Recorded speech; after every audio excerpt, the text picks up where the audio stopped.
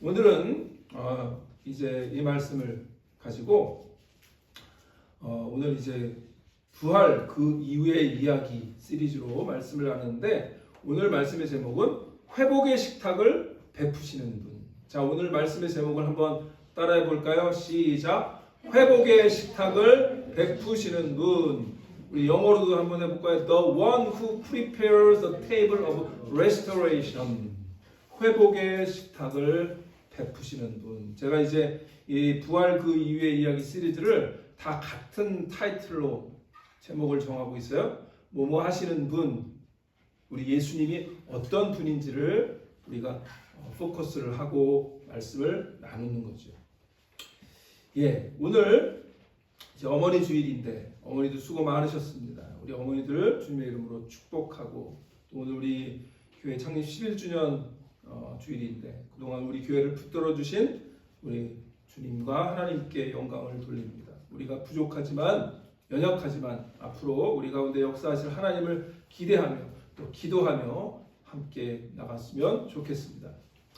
자, 우리가 이제 부활 그 이후의 시리즈 말씀을 나누고 있는데요. 부활 후에 이 시리즈의 전체적인 흐름은 부활 후에 며칠 동안 예수님이 이 땅에 계셨어요? 40일. 재밌는 건 예수님이 공생애를 시작하기 전에 며칠 동안 광야에서 기도하셨죠? 40일. 예. 40이라는 숫자가 이 유대인들에게는 굉장히 하나님의 역사하시는 그런 숫자였던 것 같아요. 그래서 이 이스라엘 백성도 광야에서 몇 년을 헤맸죠? 40년. 예. 그래서 이 성경에 40이라는 숫자가 특별한 의미가 있는 것처럼 보여요.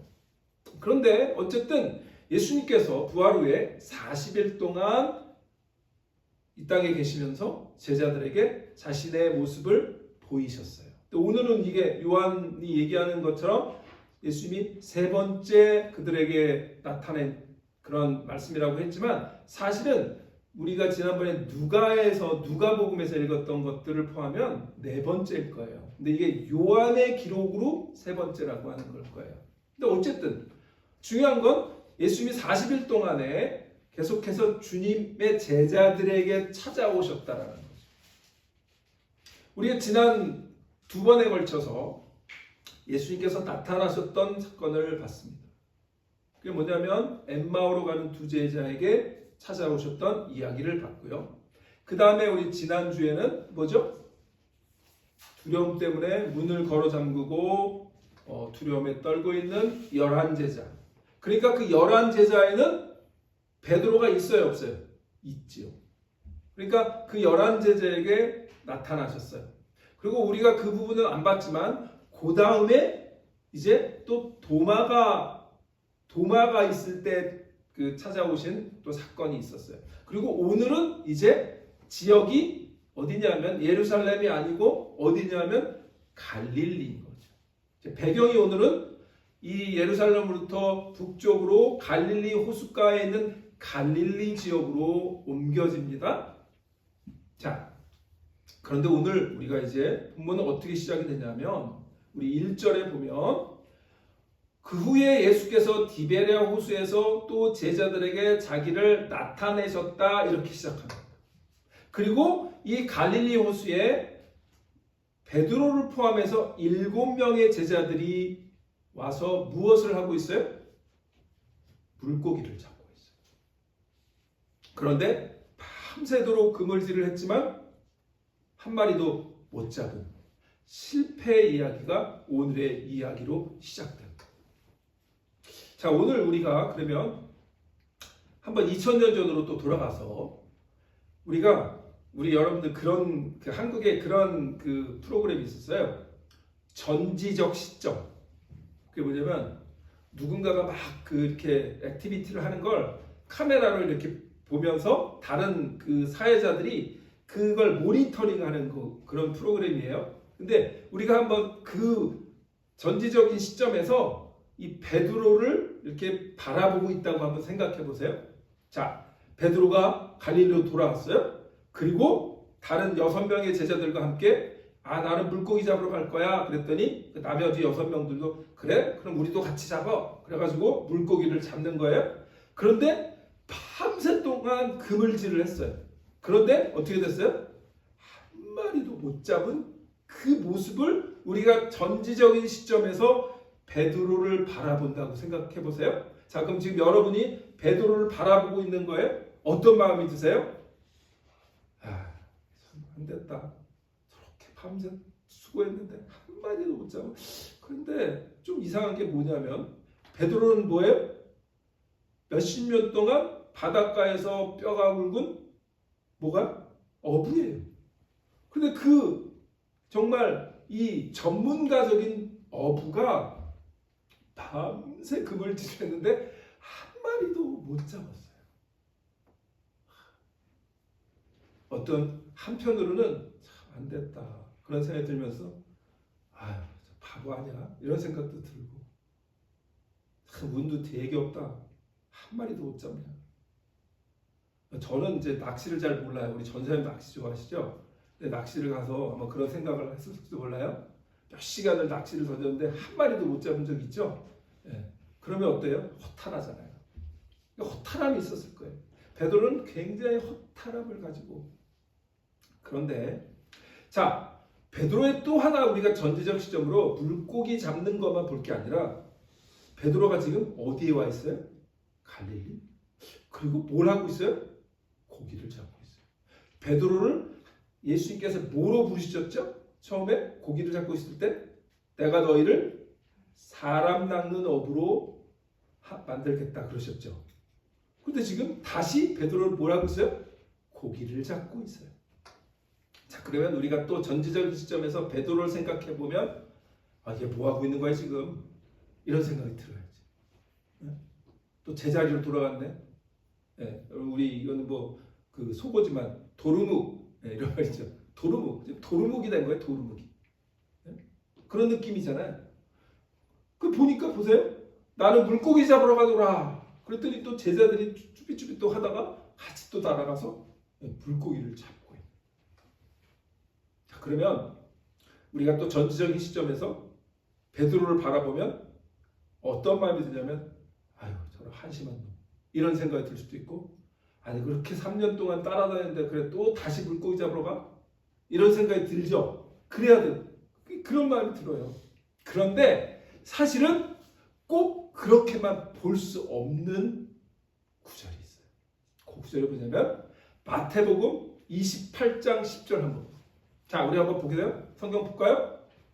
자, 성경 한번 같이 읽겠습니다. 시작. 마태복음 28장 10절. 시작. 이에 예수께서 이르시되 무서워하지 말라. 가서 내 형제들에게 갈릴리로 가라 하라. 거기서 나를 보리라 하시니라. 이게 무슨 구절이냐면 마태가 기록한 예수님의 부활 후의 장면이에요. 그 부활에 예수님의 무덤가에 여인들이 갔죠. 근데 여인들에게 예수님이 하신 말이 예수님이 뭐라 그래요? 여인들아 무서워하지 마라. 내 형제들, 이 내 형제들은 누굴까요? 예수님의 육신의 형제들일까요? 아니에요. 제자들을 예수님의 형제들이라고 부르고 계시는 거예요. 그러니까 이제 이때쯤에는 예수님은 제자들을 뭐처럼 생각하신 거예요? 형제처럼 생각하고 계신다. 우리 예수님이 우리를 그렇게 생각하시는 분인 줄 믿으시기를 바랍니다. 우리를 형제로, 자매로 부르신 거예요. 자, 그런데 예수님이 내 형제들을 뭐라 그래요? 갈릴리로 가라 그러셨어요. 그러니까 갈릴리로 돌아간 베드로를 우리는 비난할 수 있었어요. 비난하면 안 돼요. 예수님의 말씀을 따른 거예요. 여인들이 갈릴리로 가면 예수님이 거기서 만날 거래. 그렇게 얘기를 하셨어. 그러니까 지금 베드로는 예수님을 문 걸어 잠그고 있을 때 만났어요. 그러나 여인들의 말을 기억하고 그리고 어떻게 되는 거예요? 갈릴리로 간 거예요. 그러니까 우리가 꼭 베드로가 물고기 잡고 있는 거를 비난만 해서는 안 돼요. 자, 근데 그러나 자, 며칠이 지났는지 알 수 없어요. 갈릴리에서 기다리고 있는 베드로가 예수님을 만나기로 했는데 기다리고 있는데 하루가 지나 이틀이 지나 3일이 지났는데 예수님이 안 오시는 거예요. 그러니까 당장 먹고도 살아야 되잖아요. 뭐 굶을 수는 없잖아요. 그러니까 야 우리 배고픈데 물고기는 잡아야 되지 않겠어? 라고 물고기를 잡으러 가자 그렇게 얘기했을 수도 있어요. 그러니까 어쨌든 물고기를 잡고 있는 거죠. 그러니까 아마 베드로는 이랬을 거예요. 예수님이 갈릴리에서 우리를 보자고 하셨는데 그럼 그 다음에 우리가 뭘 해야 되는 거야 도대체? 그죠? 다음 단계가 예수님이 어떤 지시를 주셨으면 좋았는데 그냥 우리는 기다리고 있는 거예요. 막연한 순간인 거죠. 그 막연이 예수님을 만났던 그 감격의 그 순간도 사라지고 이제는 당장 배고픈 게 더 중요한 거죠. 우리가 살다 보면 이럴 때가 있어요. 우리가 예수님이 막 부활하신 예수를 만나서 막 익사이팅 해가지고 그런데 내가 어디로 보내는데 너 거기 가서 내 말을 좀 기다리고 있어. 그런데 1년이 지나 2년이 지나 3년이 지나 예수님이 아무 말씀도 안 하셔요. 여러분 그런 경험 없으세요? 그런 경험이 있어야 이게 얘기가 되는데 저는 있거든요. 우리가 하나님의 사역자로 저를 이렇게 부르셨는데 눈에 보이는 게 별로 안 보이는 것 같은 그런 게 있어요. 근데 사실 당장 우리 지금 디사이플 교회도 저는 그렇게 느껴져요. 11년 돼가는 교회인데 제가 개척은 안 했지만 제가 온 지 한 3년 됐는데 하나님이 여기에 뜻이 있어서 저를 보내셨을 텐데 하나님이 이렇게 특별히 눈에 보이는 열매들이 크게 보이는 것 같지 않으니까 다음 단계가 뭐지요? 하나님? 이렇게 저는 지금 기도하고 있거든요. 계속. 그런데 베드로가 지금 그거예요. 베드로가 내가 하나님도 만났고 예수님도 만났고 예수님 부활하신 것도 경험했어요. 그런데 갈릴리로 와서 기다리고 있는데 예수님이 아직 아무것도 사인을 안 주시니까 그래 그럼 내가 잘하면 물고기 잡으러 가자. 그래서 내가 가장 잘하는 내가 가장 편한 자리로 돌아오는 그런 순간이 우리에게 있는 거예요. 주일 예배에서 하나님께 은혜를 받았어요. 그런데 또 월요일이 되면 다시 익숙한 일상 속으로 들어가서 또 주님 붙잡고 가는 거 잊어버리고 또 그 내 비즈니스에서 또 내 직장에서 내 가정에서 폭닥거리면서 사는 거죠. 자, 그러면 이 이야기의 핵심은 뭘까요? 이 이야기의 핵심은 베드로의 실패를 보려고 하는 게 아니에요. 빈 금을 얘기를 하려고 하는 게 아니에요. 이 이야기의 핵심은 그 빈 그물을 들고 새벽 해변에 돌아온 제자들을 기다리고 계신 분이 누구냐라고 하는 거 우리가 보는 거예요. 오늘 이야기가 그게 다예요. 이 빈 그물, 실패의 그런 순간에 낙심하고 있는 그 순간에 그들을 기다리고 있는 분이 누구시냐. 그분이 오늘 우리 제목이 뭐예요? 회복의 식탁을 베푸시는 누구? 예수님. 그 예수님이 우리에게도 그런 상황이 있다면 그러한 주님께서 우리를 기다리고 계시는 것 그분이신 것을 믿으시기를 주의 이름으로 축원합니다. 그래서 오늘 보면 1절에 보면요 이렇게 얘기합니다. 그 후에 예수께서 디베라 호숫가에 또 제자들이 자기를 나타내시는 이러하니라 그러면서 3절에 가면 이런 말이 나옵니다. 시몬 베드로 그날 밤에 아무것도 잡지 못하였다 그래요.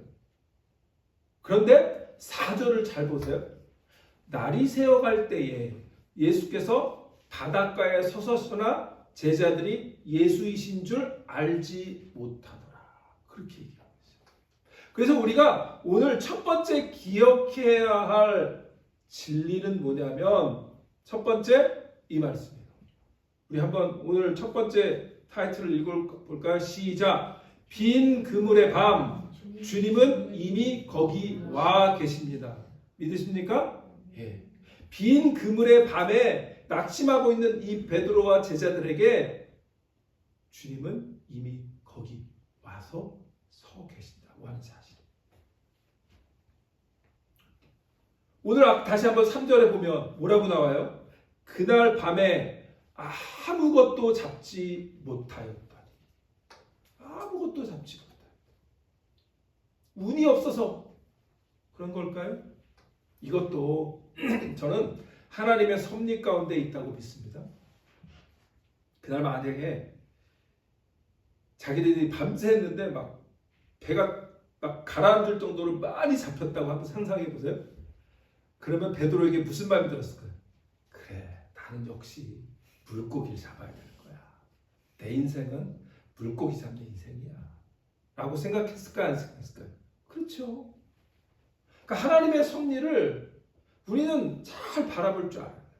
저는 아까 제가 우리 교회 얘기도 했지만 이것뿐만 아니라 제 이렇게 삶을 돌아보면 내가 이해하지 못했던 순간들이 너무 많아요. 근데 좀 지나보면 하나님이 그래서 이렇게 실패하게 하셨고 낙심하게 하셨고 어려움을 주셨구나.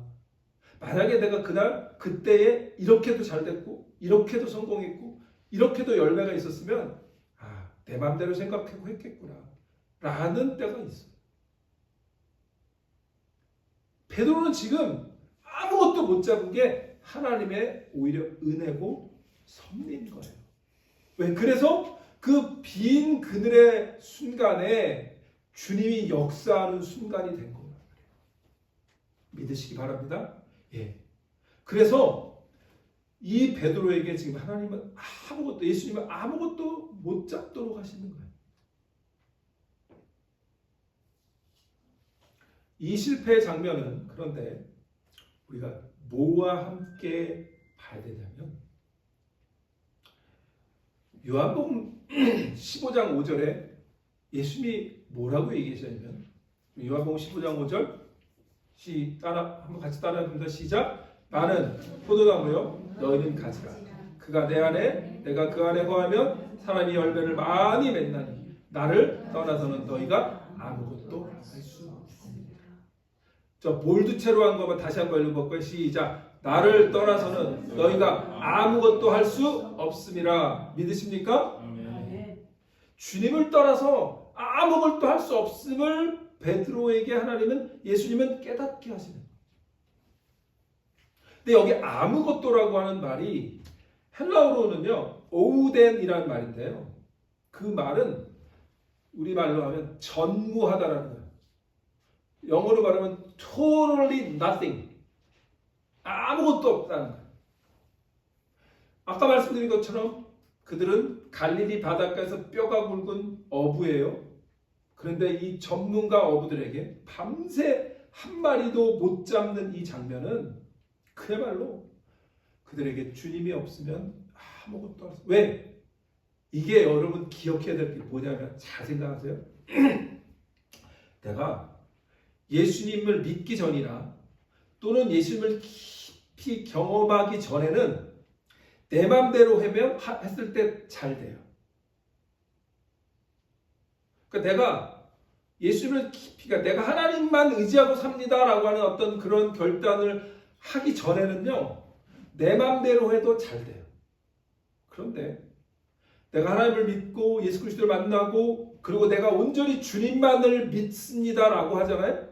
그런데 그 다음에 예수님을 떠나고 예수님을 붙잡지 않으면 아무것도 안 되는 경험들을 하나님 주세요. 그게 신비스러워요. 그러니까 지금 베드로는요, 만약에 예수님을 만나기 전이면 그냥 자기 스킬로 했으면 됐을 거예요. 근데 지금 예수님은 베드로를 뭘로 부르셨어요? 사람 낚는 어부. 그죠? 그러니까 이제는 베드로는 주님을 온전히 신뢰하지 않고 주님을 떠나면 예전처럼 안 돼요. 이거는 경험해 본 사람 많아요. 네. 자, 그런데 지금 이 말씀이 오늘 우리에게 어떻게 들릴까요? 우리도 이민생활 수십 년 하면서 베드로처럼 열심히 살아요. 가게문도 열심히 제일 먼저 열고 가장 늦게 닫고 또 자녀들 위해서 또 오늘 어머니 날인데 어머니로서 또 부모님으로 희생하고 교회를 위해 가정을 위해 직장을 비즈니스를 살리기 위해 열심히 최선을 다하고 우리는 살았어요. 그런데 어느 날 이렇게 생각해 보면 그 내가 수고한 거에 비해 열매가 더 작게 느껴질 때가 있단 말이죠. 세상의 법칙은 뭐냐면 인풋 100을 인풋하면 100 이상, 150 그렇게 성취를 해야 인정을 받는 세상에 우리가 살고 있죠. 아웃풋이. 그러니까 우리도 그렇게 생각해요. 내가 이만큼 수고했으면 하나님 그래도 이 정도는 열매를 주셔야죠 라고 생각하면서 우리가 산단 말이죠. 근데 오늘 이 낙심하고 있을 베드로에게 반전이 있는 거죠. 그 반전이 뭐냐면 아까 우리 4절 다시 한번 보면 4절에 뭐냐면 날이 새어갈 때에 예수께서 바닷가에 서셨다라고 합니다. 이게 반전. 베드로와 7 제자들은 빈 금을 가지고 허탈하고 있을 때 그 새벽에 예수께서 바닷가에 서 계셨다라고 하는 것이 반전이에요. 이것이 오늘 우리에게 주는 위로고 하나님의 은혜입니다. 여기서 그런데 날이 새어갈 때에 라고 하는 헬라어 원어를 우리가 읽어보면 그 뜻이 이거예요. 이미 새벽이 되었을 때에 이렇게 읽어야 하죠. 우리말은 날이 새어갈 때에 이렇게 그러니까 약간 아직 새벽이 안 된 것처럼 느낌이 있지만 헬라어 언어를 읽으면요. 이미 새벽이 되었을 때라고 하는 이미라고 하는 단어 헬라어는 에데라고 하는 말이 있는데 영어로 말하면 already예요. already. 그러니까 already 뭐가 됐어요? 새벽이 됐고 그리고 already 거기 누가 계세요? 이미 예수님이 계시고. 그래서 오늘 우리가 첫 번째 붙잡아야 할 말씀은 빈 그늘의 밤에 주님은 이미 already 거기 와 계시다고 하는 그 말씀을 붙들으시기를 축원합니다. 예. 우리가 실패한 채 낙심한 채 돌아오는 그 새벽 해변에 주님은 우리보다 먼저 와 계십니다. 마치 우리가 3주 전에 엠마오 마을로 가는 그 제자들 곁으로 슬며시 모른 척 오셔서 함께 걸으신 예수님 기억하시죠? 그런 거죠. 우리가 그분을 막 찾아간 것이 아니라 주님께서 우리 자리에 먼저 와 계신 거예요. 이게 복음이에요. 복음은 구원은 우리가 막 노력해서 받지 않는 것처럼 복음, 구원은 주님께서 우리에게 인간이 되셔서 먼저 우리에게 찾아오시는 거잖아요. 예. 그래서 오늘 주님께서 우리가 낙심할 때 우리에게 먼저 찾아오셔서 우리를 바라보고 계시는 그 주님을 오늘 만나시기를 주의 이름으로 축원합니다. 예. 그러니까 주님은 어떤 하나님이냐면 어떤 분이시냐면 우리가 이렇게 낙심할 때 우리에 가까이 오셔서 우리를 구원하시는 분. 그래서 우리 시편 기자가 이렇게 고백하잖아요. 우리 시편 34편 18절 같이 큰 목소리로 읽겠습니다. 시작. 여호와는 마음이 상한 자를 가까이 하시고 충심으로 통회하는 자를 구원하시는도다. 아멘. 아멘. 예. 두 번째 우리가 붙잡아야 할 진리는 이겁니다. 한번 따라해볼까요? 시작. 말씀의 순종 빈 그물을 가득 차게 합니다. 자, 두 번째 이 베드로에게 주님이 뭐라고 얘기하시는지 들어볼까요? 5절 보세요. 5절에 예수께서 이르시되 얘들아 너희의 고기가 있느냐? 고기가 있느냐? 물어보세요. 그런데 그 예수님의 부르시는 방식이 되게 독특해요. 놀라워요. 뭐라고 불러요? 얘들아. 헬라 원어는 파이디아예요. 파이디아. 그 한국에 보면 파이디온 선교회라고 있거든요. 그게 이제 복수로 파이디온 하면 아이들이란 뜻인데 그 파이디온 선교회가 뭐냐면 아이들 사역하는 선교회. 그 헬라어 파이디온 선교회 그래서 이 헬라어의 아이들이라는 뜻이에요. 예수님이 지금 뭐라는 거예요? 아기들아, 아이들아 이렇게 부르고 계십니다. 아까 여인들에겐 예수님이 제자들을 뭐라고 부르셨어요? 내 my brother. 그런데 지금 예수님은 또 뭐라고 부르세요? my children. 그러니까 우리는 예수님께 형제도 되기도 하고 어떨 때는 자녀 같기도 하고 어떨 때는 아이 같기도 하고 그런 거예요. 그렇게 주님이 우리를 바라보는 시선이 그렇게 다양한 거죠. 우리가 위치가 정말 아이같이 어리석을 때는 주님은 우리를 아이처럼 바라보십니다. 그런데 뭐라 그래요? 이 파이디야, 얘들아, 부모가 자녀를, 오늘 어머니 주일인데 어머니가 자녀들을 부르는 것처럼 얘야, 너 좀 어때? 이렇게 묻는 거죠. 얘야, 너에게 고기가 있어? 이렇게 묻는 거죠. 그럼 대답을 뭐예요? 대답하되 없나이다. 없어요. We have nothing. 그렇게 말합니다. 예수님이 이렇게 왜 물으실까? 예수님이 굳이 안 물어보셔도 고기 한 마리도 못 잡은 거 아셔요? 모르셔요? 아시죠?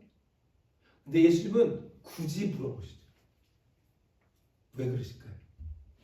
우리가 주님 없이 아무것도 할 수 없음을 깨닫게 하죠. 그거는 질책이 아니고 우리를 객관적으로 잘 바라보고 주님을 붙들도록 하시는 은혜의 질문인 걸 기억하시기 바랍니다. 주님은 우리에게 그렇게 어떨 때는 좀 아프기도 하고 훅 들어오셔요. 그래서 너 괜찮아? 이렇게 부르시고 우리의 그 실패의 현실을 직면하도록. 그런데 그 실패가 뭐예요? 주님 없는 실패. 제자들이 없나이다. 근데 또 우리가 전지적인 시점으로 베드로의 그 대답을, 제자들의 대답을 한번 또 바라보면 이 한마디 We have nothing, 없나이다 라고 하는 대답이 얼마나 자존심 상하고 얼마나 어떻게 보면 실망스럽고 얼마나 마음이 무거운 대답이었겠어요. 그렇죠? 그런데 주님이 바로 그걸 꾸짖지 않으시고 6절에 뭐라고 말씀하세요? 이르시되 그물을 배 오른편에 던져라. 그리하면 잡으리라. 이렇게 말씀하세요. 그런데 여기서 배 오른편에 던져라 라고 하는 말은 헬라어로 말레테라고 하는 말인데 이 말은 이런 말이에요.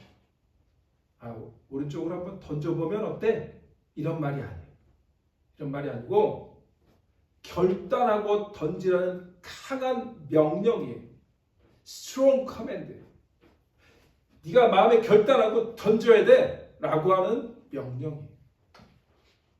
그러면 이제 밤새 동안 오른편에도 던져보고 왼편에도 던져보고 앞으로도 던져보고 뒤로도 던져봤겠죠. 그 전문가들인데 그런데 또 예수님은 오른편으로 던져 그렇게 말씀하시는 거예요.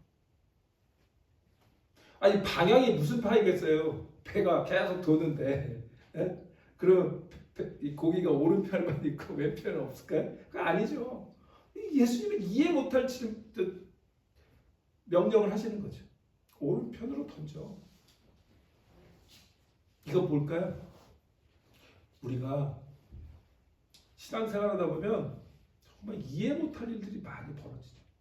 우리의 머리로, 우리의 생각으로 이해 못할 일들이 벌어집니다. 그런데 그 이해 못하는 주님의 명령을 순종하시도록 하는 거죠. 그게 신앙생활의 본질이에요. 그래서 이 장면은요, 여러분 성경을 복음서를 잘 읽어보셨다면 이런 장면이 복음서에 또 있어요, 없어요? 대답이 없어요. 있어요, 없어요? 확실히 있으세요? 확실한 거 맞으세요? 네. 우리 누가복음 5장 한번 보세요. 누가복음 5장 4절로 5절 우리 스크린 보시면 이게 예수님께서 제자들을 갈릴리 바닷가에서 처음으로 만나셔서 그 가운데 베드로를 부르시던 장면이에요. 자, 그런데 시몬은 누구냐면 베드로예요. 자, 4절 말씀을 마치시고 시몬에게 이르시되 깊은 데로 가서 그물을 내려 고기를 잡으라. 이번엔 오른편이 아니라 어디? 깊은 데. 시몬이 대답하여 이르시되 선생님 우리들이 밤이 새도록 수고하였으되 잡은 것이 없지만은 말씀에 의지하여 내가 그물을 내리리이다 하고 그렇게 하니 고기를 잡은 것이 심히 많아 그물이 찢어지는지라. 이 사건이 복음서의 첫 번째 예수님이 베드로를 만났을 때 장면이에요. 그러자 이 이후에 베드로가 어떻게 해요? 주님 나는 죄인이로소이다. 나를 떠나소서. 그렇게 주님 앞에 고백했잖아요. 그러자 예수님 뭐예요? 내가 너희를 이제 사람 넘는 법으로 부르겠다. 그리고 그 이후로 제자들이 된 거죠. 그러니까 지금 베드로는 처음에도 이 사건, 마지막에도 이 사건, 동일한 듯 다른 사건. 아까는 오른편, 지금은 깊은 곳. 왜 이 처음 베드로를 부르신 것, 그 다음에 마지막에 부르신 것 동일한 느낌으로, 동일한 사건으로 베드로를 부르셨을까? 이 두 사건은 굉장히 중요한 진리를 우리에게 줘요. 처음 제자가 되었던 그 날과 부활 이후에 새로운 사명을 받은 날이 같은 구조인 거예요. 이 말은 무슨 말일까요? 자, 한번 따라해 봅시다. 시작. 주님과의 관계는 순종으로 시작하고 순종으로 끝나는 것입니다. 예, 똑같다는 거예요. 주님과의 관계는 내가 주님 앞에 믿음으로 순종으로 시작하고 내가 이 땅을 떠날 때까지 주님의 말씀에 순종으로 끝내는 거예요. 믿으십니까? 예. 별로 믿으신 마음이 없으신 것 같기도 하고. 믿으십니까? 아멘. 예. 순종으로 시작해서 순종으로 마무리하는 우리 디사플교회 주님의 자녀들 되시기를 주의 이름으로 축원합니다. 아멘. 마지막으로 세 번째 우리가 붙들어야 할 진리가 있습니다. 세 번째 진리를 따라해 보겠습니다. 시작. 회복의 식탁 주님이 이미 준비하셨습니다. 또 다른 이미 여기 already가 나옵니다. 자, 9절 보세요. 9절에 보니까 육지에 올라보니 숯불이 있는데 그 위에 생선이 놓였고 떡도 있더라.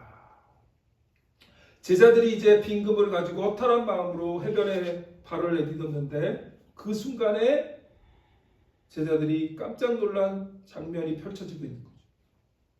거기에 예수님이 계셨고 숯불이 타고 있어요. 그리고 숯불 위에 생선이 익어가고 있고 떡도 준비되어 있어요. 우리 한번 그 타이틀 제목 한번 요 그림이에요. 제자들이 왔더니 예수님이 떡도 준비해 놓으시고 숯불에 생선도 구워 놓으셨어요.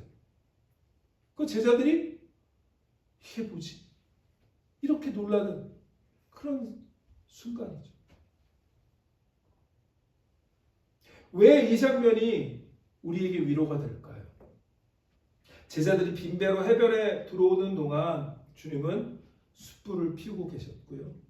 그리고 이들의 실패를 아시고 그리고 그들이 밤새 고기를 잡아서 얼마나 허기가 찼겠어요. 그들의 배고픔을 아시고 이미 미리 준비해 주신 거죠. 저는 이 지난번에 엠마오 제자 그 두 제자에서도 주님이 식탁으로 그죠? 예수님은 식사하시는 것도 좋아하셨어요. 그래서 우리 교회도 열심히 먹어야 되는 것 같긴 해요. 근데 어쨌든 뭐냐면 은혜는 주님의 은혜는 우리가 무엇을 했느냐 안 했느냐 결과물이 있느냐 없느냐와 관계없이 우리에게 미리 이미 도착해서 우리를 반기고 우리를 기다리고 계시다. 근데 여기서 또 우리가 붙들어 살펴봐야 될 장면이 있는데, 아까 베드로가 처음 부르심을 받을 때와 지금 이후에 부활 이후의 사건이 동일한 사건이었는데요. 또 하나가 있어요. 그러니까 하나, 예수님이 베드로를 참 진짜 진득하니 사랑하셨던 것 같긴 해요. 또 동일한 사건이 있었는데 여기에 또 하나 베드로를 이렇게 리마인드 하시는 사건이 뭐냐면 숯불이에요. 숯불. 자, 우리 9절에 보면 주님이 숯불이 있다 그랬죠. 숯불. 이 숯불은요, 성경에 딱 2번 나오는 단어예요. 신약 성경에 딱 두 번 나와요. 그런데 이 숯불이 영어로, 이 히브리어로 헬라어로 뭐냐면 안트라키아라고 하는 단어인데, 이 안트라키아라는 단어는, 이 단어가 뭘 얘기하냐면 이렇게 불을 만들어서 이 숯불로 만들어 놓은 그러한 불을 말해요. 자, 그런데 이 숯불이 어디에 나오냐면, 우리 요한복음 한번 볼까요? 요한복음 18장. 요한복음 18장 17절로 18절. 이게 어떤 사건이냐면 예수님이 이 붙잡히셔서 고난당하고 계시는, 그리고 빌라도에게 재판받고 있는 그런 이제 끌려가시는 그 장면. 그런데 그걸 이 베드로가 이렇게 따라가죠. 그런데 거기서 예수님이 하신 것처럼 3번 예수님을 부인하는 사건이 있죠. 그 중에 요한복음 18장에 17절 한번 같이 읽어볼까요? 시작. 문 지키는 여종이 베드로에게 말하되 너도 이 사람의 제자 중 하나가 아니냐 하니 그가 말하되 나는 아니라 하고, 그때가 추운 고로 종과 아랫사람들이 불을 피우고 서서 쬐니 베드로도 함께 서서 쬐더라. 여기에는 숯불이란 말은 없지만 헬라 원어는 똑같아요. 안트라키아라는 단어예요. 숯불이라는 단어예요. 그러니까 여기 성경에 요한복음에 딱 2번 나와요. 불. 근데 이 숯불은 어디죠? 대제사장의 뜰이에요. 베드로가 예수님을 3번 부인하던 그 장소. 베드로는 아마 이 숯불 보고 가슴이 덜컥 내려앉았을 거예요. 아이고, 이 숯불. 내가 그 숯불 앞에 불을 쬐면서 그 여종이 나에게 너 예수님 따라다니지? 하고 묻자 나는 아니라 이렇게 부인을 했던 그 사건을 베드로는 마음 깊이 찔렸을 거예요. 그래서 지금 다시 그 숯불이 타고 있는 거예요. 근데 이번에는 예수님이 직접 피우신 숯불이에요. 베드로가 예수님을 부인한 그 불 앞에서 이제 예수님이 베드로를 위한 식사를 준비하고 계신 거예요. 베드로의 수치의 그 숯불 장소 앞이 이제는 회복의 숯불로, 회복의 장소로 바뀌고 있는 거예요. 이것이 주님의 은혜인 거예요. 우리가 예수를 믿다가 예수님께 실망해서 예수님을 부인까지는 아니더라도 예수님 마음을 아프게 하거나 또 예수님을 좀 멀리 떠나거나 이런 일들이 늘 있죠. 그러나 그걸 주님께서 하시고 우리에게 숯불을 피우시고 우리에게 먹을 걸 준비하시고 그리고 우리를 회복하시는 회복의 식탁을 베푸시는 그분이 우리 예수님이고 우리의 주님이신 걸 분명히 기억하시기를 바랍니다. 자, 그런데요, 이 예수님이 갈릴리 호숫가에서 숯불을 피우시고 그리고 생선을 구우시고 떡을 이렇게 준비하시는 이 사건은요, 우리는 그냥 읽지만 그 당시에 예수님 당시에는 이건 굉장히 파격적인 일이에요. 그 유대 문화에서는요, 랍비나 선생님이 제자들을 위해서 음식을 준비하는 일이 없어요. 제자들이 선생님을 위해서 음식을 준비하는 거지. 그런데 예수님이 이 일을 부활하시기 전에도 하셨죠. 제자들과 함께 기도하실 때 다락방에 모여 그들과 만찬하실 때 뭐 하셨죠? 제자들의 발을 씻기셨죠. 이것도 파격적인 사건이에요. 절대 그 당시에 유대 사회에서 선생님이 제자들의 발을 씻긴다? 이건 있을 수 없는 일이에요. 그런데 예수님은 그 일을 먼저 하셨죠.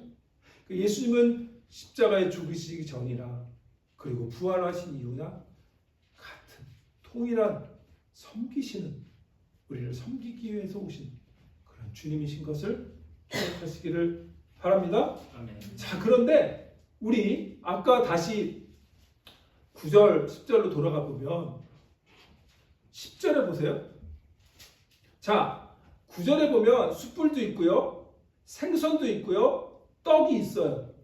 자, 그러면 더 이상 필요해요, 없어요? 필요가 있어요, 없어요? 없지요. 자, 그런데 예수님이 10절에 뭐라고 말씀하시냐면 예수께서 이르시되 지금 잡은 생선을 좀 가져와라 이렇게 얘기하세요. 그리고 또 예수님이 그 생선을 좀 더 구우시려고 그러나?